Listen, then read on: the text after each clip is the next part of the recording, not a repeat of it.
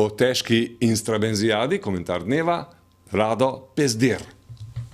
Primer Istrabenz je po svoje zelo tipičen primer dojemanja slovenske tranzicije z vidika prebivalcev te republike. Zakaj? Prvič, ne vem, kaj je sploh presenetljivega v celotni zgodbi. Glede na tovarišijski kapitalizem, ki je vsa ta leta dominiral instrumente pravne države, in glede na nacionalno socialistično paradigmo slovenskega kapitalizma, bi bilo težko kaj drugega sploh pričakovati.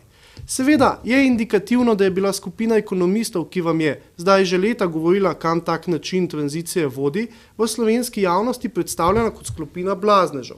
Zato vam danes lahko zgolj odvrnemo, kaj smo vam rekli. Niste verjeli, celo hoteli ste nacionalne šampione. Zdaj jih imate in naj se vam zatakne v grlu in denarnici. Vse na svete, bojda strašno socialno čutečih ekonomistov, pa si še enkrat več utaknite nekam. Večina vas tako ali tako nikakor ni hotela slišati resnice, a ne? In drugič, ne pozivajte ključu Bavčarja. Ta res nosi levji delež krivde, še zdaleč pa ni edini, ki mora odgovarjati. Napačno bi bilo misliti, da je vsa krivda enega samega človeka.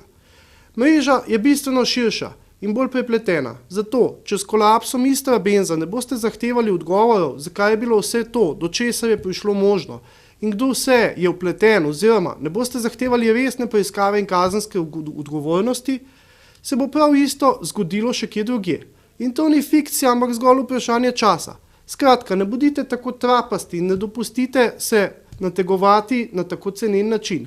Ali pa si priznajte, da to hočete in da ste radi nategnjeni.